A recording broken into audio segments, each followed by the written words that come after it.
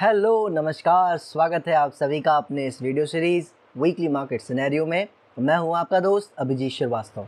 Market आप देख ही रहे हो, ऊपर नीचे वोलेटिलिटी कितनी भी हो, लेकिन हमने देख लिया है जैसा हम बात करते आ रहे हैं वो कहीं नहीं जा रही है, सिवा परेशान करने के और कुछ नहीं कर रही है।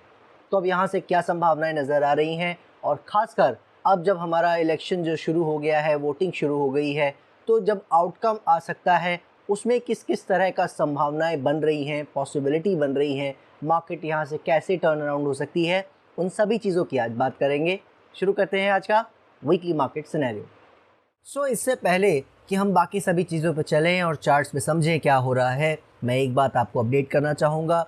अगर प्राइस की बात करें तो पिछले वीक से लेकर अब तक प्राइस में किसी भी चार्ट पे बहुत बड़ा कोई ऐसा चेंज मेजर मुझे कहना चाहिए नहीं है। तो मोर और लेस अगर आप चार्ट वाइज बात करोगे, मोर और लेस इस तरह से देखोगे तो बिल्कुल अनचेंज्ड है सब कुछ, कोई ख़ास बदलाव नहीं है। लेकिन हमारे व्यूज़ में कुछ अपडेट हैं तो आज उनकी बात करेंगे। और सेक्टर्स, चूँकि हमने लास्ट वीक भी ज़्यादा चार्ट्स नहीं देखे थे, तो फटाफट ही सही लेकिन चार्ट्स भी एक बार फटाफट देख लेंगे। और फिर जो इलेक्शंस के बारे में हम थोड़ा बहुत आज बात करना चाहते हैं उसकी भी बात आज कर लेते हैं। तो चलिए शुरू करते हैं और सबसे पहले देख लेते हैं फार्मा सेक्टर का चार्ट, जो कि आपके सामने दिख रहा है। कोई चेंज नहीं है, जैसा आपको पता है मार्च से लेकर अब तक वो एक रेंज में काम कर रहा है, तो कहीं कोई चेंज नहीं है। जब तक अब इन एरियाज़ को डिसाइसिवली ब्रेक नहीं करेगा तब तक हम नहीं मानेंगे कि कोई बदलाव हो रहा है, ये करेक्शन जारी रह सकती है।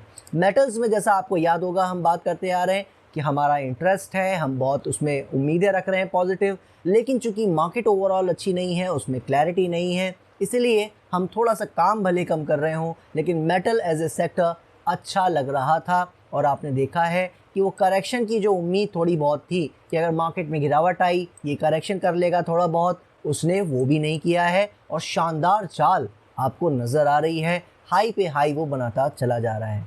ठीक है, तो इसका मतलब यही है कि मेटल सेक्टर पे कोई खास मार्केट का फ़र्क अभी तक तो नहीं पड़ा है, और आगे भी मुझे लगता है वो सिर्फ करेक्शन का ही बहाना बनेगा अगर मार्केट में कोई फॉल आता है तो। इसीलिए मेटल भी अभी भी यही बता रहा है जो हमारी उम्मीद रही है कि करेक्शन होती रहे, तो हर करेक्शन एक अच्छी अपॉर्चुनिटी है। मेटल्स में बिल्कुल एक अच्छी चाल और आना चाहे बिल्कुल आ सकती है। बात करें इसके आगे एनर्जी सेक्टर की। एनर्जी आप देख रहे हो, जैसा हम बात करते आ रहे थे पहले से ही, कि ये एक करेक्टिव जोन में जा सकता है, तो ये तो अपना उसी में काम कर रहा है, कोई बदलाव नहीं है, समय बीत रहा है। आईटी जैसा आपको मैंने पहले ही लास्ट वीक बता दिया है, बाउंसेस आ सकते हैं, मगर एक समय जो इसको थोड़ा करेक्शन का लगाना है, अब ये थोड़ा समय यहाँ पे बिता सकता है। इस लेवल का बहुत कोई ख़ास मीनिंग नहीं है, लेकिन लगा मैंने इसीलिए छोड़ दिया है फॉर रेफरेंस पॉइंट कि हमारे कौन से एरिया को इसने ब्रेक किया था, राइट। और इसके अलावा अगर हम ऑटो की बात करें तो ऑटो अभी आप देख रहे हो फर्स्ट क्लास तरीके से काम कर रहा है, हाई के आसपास बिल्कुल काम कर रहा है, इसमें बहुत बड़ा फ़र्क नहीं पड़ा है। लेकिन जैसा मैंने आपसे कहा था, जो चीज़ चल रही है उसको हम चलने देंगे, लेकिन बहुत ज़्यादा हम इंटरेस्टेड ऐसे सेक्टर में नहीं होंगे जहां पहले से ही बहुत ही ह्यूमंगस और बहुत ही ज़बरदस्त चाल आ चुकी हो। तो किसी के पास कुछ है और वो उसे राइड कर रहा है, वो एक डिफरेंट स्टोरी है, लेकिन नया लेना बहुत ही एंटायरली मुझे कहना चाहिए डिफरेंट स्टोरी है, तो दूर रहेंगे ज़्यादा बेटर रहेगा। इसके अलावा एफएमसीजी जो मैंने कहा था आपसे, ये रेंज में काम कर रहा है, आप खुद देख रहे हो, 2 बार इसके नीचे अटैम्प्ट किया जाने का मगर जा नहीं पाया है। यानी ये अपने आप में आपको सिर्फ बता रहा है कि इसने किया कुछ नहीं है, अपनी रेंज को थोड़ा सा वाइड कर लिया है, बड़ा कर लिया है, बस अब इसी रेंज में ये काम कर रहा है। इसके ऊपर चलेगा अच्छा करने की संभावना बढ़ जाएगी, और नीचे चलेगा तो फिर नीचे के हमें एरियाज़ देखने को मिल सकते हैं। फिलहाल कोई चेंज नहीं है, उम्मीद हमारी अच्छे की ही है, लेकिन जो ये करेक्शन जिस तरह से कर रहा है, समय इसने जितना लिया है, ये सिर्फ एक ही चीज़ बता रहा है चीख चीख के कि ये समय और ले सकता है। बाकी क्या होगा हम देखते रहेंगे। इसके अलावा पीएसयू बैंक, ये आपके सामने है चार्ट, फर्स्ट क्लास तरीके से काम कर रहा है। मेटल के बाद अगर कहीं और उम्मीद हमारी बनी हुई है तो वो इसी सेक्टर से है, और अभी तक तो इसने कुछ खास मुझे कहना चाहिए परफॉर्मेंस नहीं किया है, लेकिन पहले ये ऑलरेडी अच्छा कर चुका है, चूँकि जैसा आप देख पा रहे हो बहुत अच्छी चाल इसने हमें पीछे से दी है, और अब ये थोड़ा सा यहाँ पे समय बिता रहा है, इससे कोई ख़ास फ़र्क नहीं पड़ता है। अगर यहाँ पे ब्रेकआउट्स होंगे तो ये भी वापस अच्छा करता नज़र आएगा, लेकिन कब करेगा या नहीं वो हम देखते रहेंगे। फ़िलहाल जो ये रेंज चल रही है अभी इसे चलने देना है, कोई इशू नहीं है। रियल्टी सेक्टर वो भी हाई पे काम कर रहा है, लेकिन याद रखिएगा ये भी बहुत बड़ी चाल हमें दे चुका है, डबल से ज़्यादा का रिटर्न हमें दे चुका है। तो इसीलिए ये भी ऑटो की तरह वेट एंड वॉच की तरह है, या अगर किसी के पास है तो सिवाय राइड करने के और कुछ भी इसमें कर पाना मुश्किल है।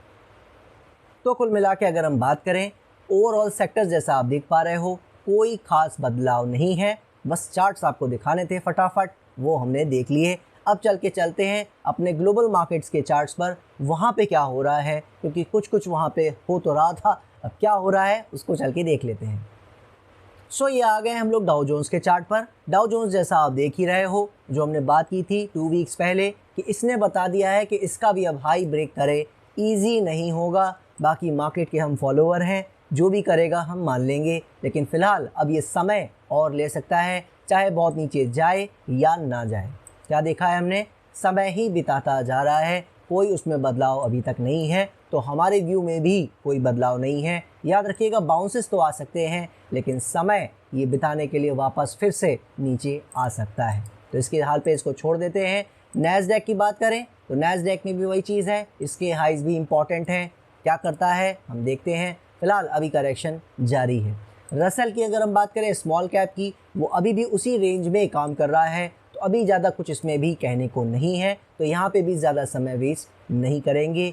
बाकी जो कैक है फ्रांस फर्स्ट क्लास तरीके से करेक्शन कर रहा है, डैक्स है वो भी फर्स्ट क्लास तरीके से काम कर रहा है।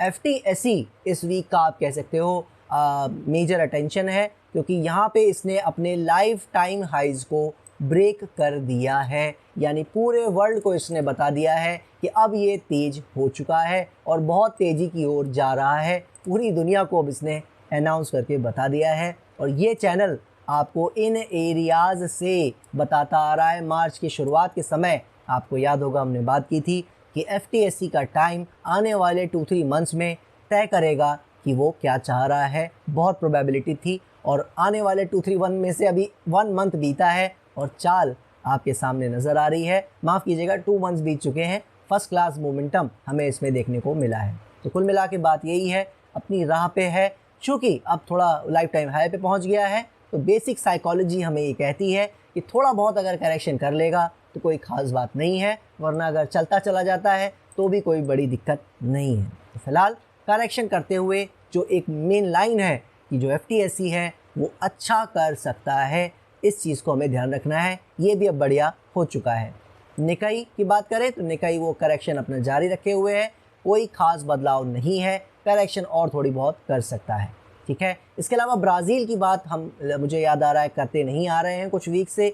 मुझे उसका सिर्फ इतना आपको कहना चाहूँगा, आपको नज़र आ रहा है वो करेक्शन इसमें जारी थी। सपोर्ट जो हमने लगा रखा है उसको ब्रेक नहीं किया है, उसके आसपास से आप देख रहे हो एक चाल आने की कोशिश हो रही है। आएगी या नहीं वो हमें नहीं पता है, लेकिन ये जो करेक्शन थी ये पूरी तरह से एक्सपेक्टेड है। कोई ऐसा इसमें चौंकने की बात नहीं है। यहाँ पे अगर कुछ लफड़ा करता है, ये गड़बड़ करता है, नीचे की ओर काट देता है इस तरह से लेवल, तब हम उसकी बात करेंगे अलग से। अदरवाइज़ ब्राज़ील अभी भी ये चीख चीख के कह रहा है कि आने वाले समय में कुछ समय और लेना चाहे तो ले लेगा, लेकिन ये जा ऊपर ही रहा है, इसकी संभावना इसमें बहुत ज़्यादा नज़र आ रही है।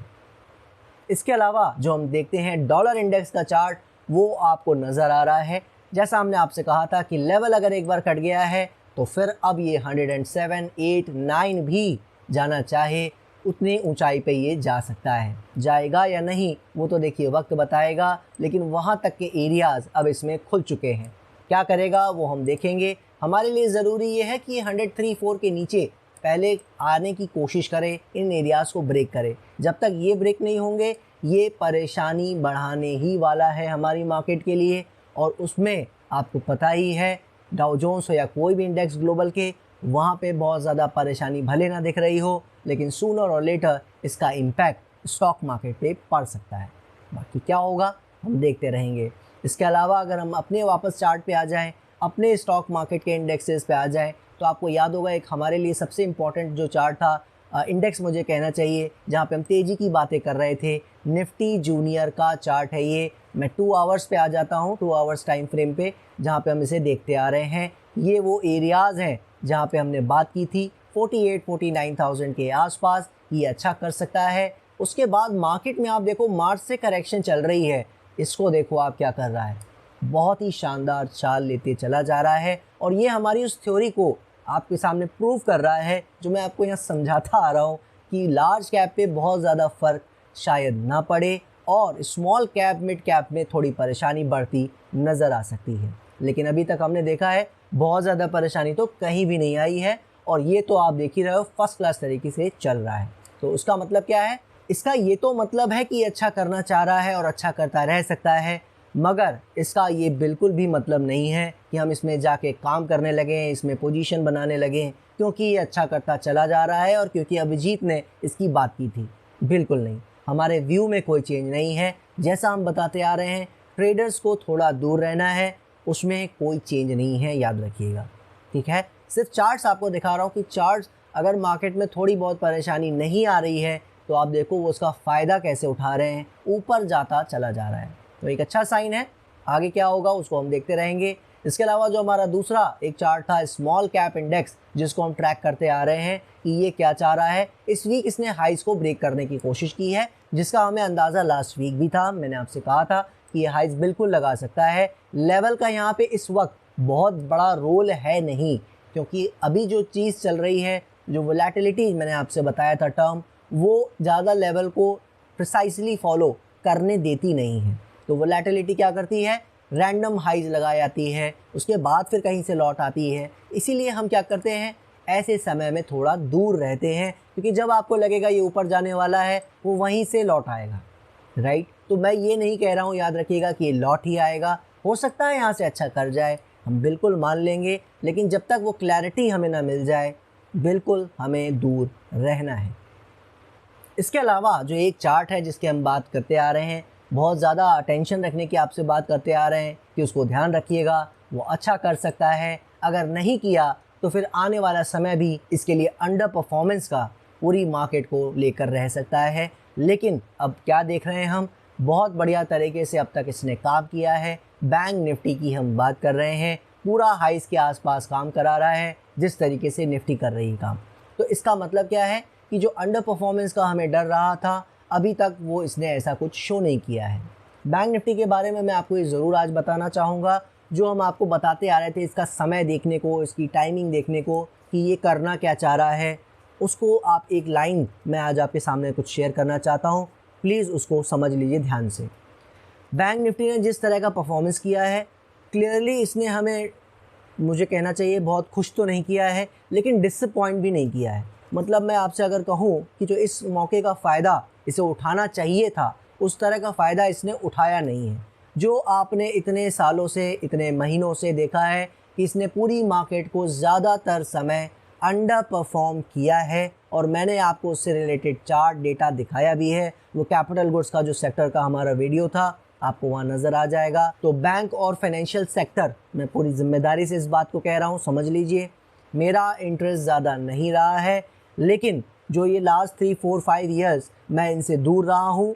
हालांकि मैं आपको बता दूँ यहाँ पे विद डिस्क्लेमर कि हमने इसमें 1-2 बार काम किया है, इसमें अच्छा पैसा भी कमाया है एज ए ट्रेडर, लेकिन हम ओवरऑल बैंक निफ्टी को या इससे रिलेटेड स्टॉक्स को अपने पोर्टफोलियोज़ में कोई जगह देते नहीं आ रहे हैं, इससे दूर रहने की कोशिश करते आ रहे हैं। जहाँ पे मेरी बात हो रही, मैं अपनी पर्सनल इंडिविजुअली या हमारे जो भी मेंबर्स हैं, पेड मेंबर्स, उनके बारे में आपको बता रहा हूँ। और उसने जो ये हमारा डिसीजन रहा है, काफ़ी अच्छा पे ऑफ किया है, क्योंकि ज़्यादातर लोग बैंक्स और फाइनेंशियल्स में, चाहे एसआईपी वाले हों, म्यूचुअल फंड्स वाले हों, सब जो है आपने देखा है ज़्यादातर बैंक और फाइनेंशियल सेक्टर्स को हमेशा से वेटेज देते हैं और ज़्यादातर स्टॉक उनके पास रहते हैं। इसी वजह से वो अंडर परफॉर्म पूरी मार्केट को कर रहे हैं, और इसी वजह से हमें थोड़ा हेल्प मिली है कि हम अच्छे से आउट परफॉर्म मार्केट को कर पाए हैं।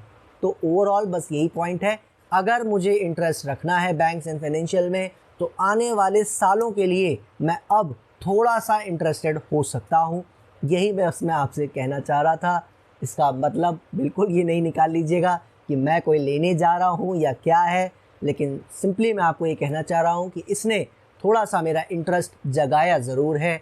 भले बहुत ज़्यादा कॉन्फिडेंस बूस्ट किया हो या ना किया हो, मगर इंटरेस्टिंग अब ये नज़र आ रहा है। अब बात कर लेते हैं निफ्टी का क्या व्यू है। निफ्टी के व्यू में देखिए वैसे कोई चेंज नहीं है, उसमें कोई आपका समय वेस्ट नहीं करूँगा, लेकिन आपको एक बात बताना चाहूँगा इलेक्शन से रिलेटेड। तो जो भी हमारा निफ्टी में जो अपडेट है वो इलेक्शन से रिलेटेड बात करने की बात करेंगे। इलेक्शंस के बारे में जो मैं आपसे बात करना चाह रहा था, जैसा आपको याद होगा कि 2023 जून जुलाई से हम आपको बताने की कोशिश करते आ रहे हैं कि इसका जो प्लान है जो इलेक्शन को लेकर वो लास्ट ईयर से ही एक्टिव हो चुका है, और ये हमने आपको लास्ट ईयर ही बता भी दिया था कि ये बहुत अच्छा कर सकता है। ऐसा भी एक सिनेरियो आपको मैंने बताया था कि ये कोई करेक्शन ना करे, शायद अच्छा भी करता चला जाए, बिल्कुल कहीं ना रुके। आपने देखा है मोर और लेस उसी तरीके से चला है, बहुत ज़्यादा करेक्शन इसने की नहीं है। पहली बार मैंने आपसे इस समय कहा है, मार्च के फर्स्ट आप कह सकते हो 2-3 वीक्स में, पहले हाफ में, कि ये अब यहाँ से थोड़ा सा करेक्टिव मोड में जा सकता है। तो यहाँ से जो लग रहा है उसको समझ लीजिए। अगर हम सिर्फ चार्ट को और साइकोलॉजी को समझने की कोशिश कर रहे हैं यहाँ से, तो चार्ट हमें ये समझाने की कोशिश कर रहा है कि पूरा मई और जून का कुछ पार्ट करेक्शन में ही रहने वाला है, और जो पहले समय बीता आ रहा था मार्च अप्रैल से, उसमें और थोड़ा सा एक्सटेंशन हो गया है। मैं फिर से इस चीज़ को समझाने की कोशिश कर रहा हूँ। आपको याद है जब मैं मार्च से कह रहा था कि ये बहुत अच्छा ऊपर ना कर पाए, लेकिन 1-2 महीने की 1-2 मंथ्स की करेक्शन करने के बाद ये अच्छा कर सकता है। लेकिन चार्ट्स जो सजेस्ट कर रहे हैं, हालांकि हम अभी भी हाइस पे खड़े हैं, हालांकि कहीं कोई दिक्कत नहीं दिख रही है मार्केट में, इसके बावजूद चार्ट्स कहीं ना कहीं हमें बता रहे हैं कि ये हो सकता है नीचे बहुत जाए या ना जाए, लेकिन ये समय ज़्यादा इसका बीत सकता है। चार्ट्स बिल्कुल ये सजेस्ट कर रहे हैं कि एटलीस्ट ये मई तो जा ही रहा है करेक्शन में, चाहे समय बीते या नीचे जाए, और कहीं ना कहीं जून भी थोड़ा बहुत इसमें जा सकता है। अब इसमें प्रॉब्लम क्या आ रही है?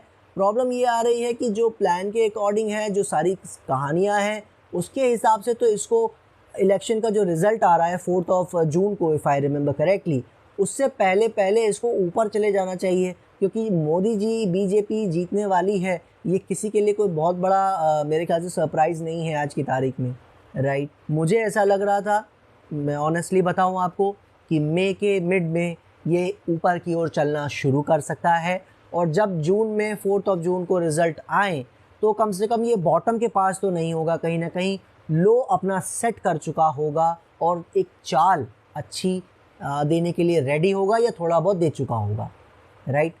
मगर जिस तरह का सिनेरियो चार्ट्स दिखा रहे हैं, याद रखिए, वो ये कह रहे हैं कि हो सकता है कि मार्केट में कुछ ज़्यादा हो ही ना।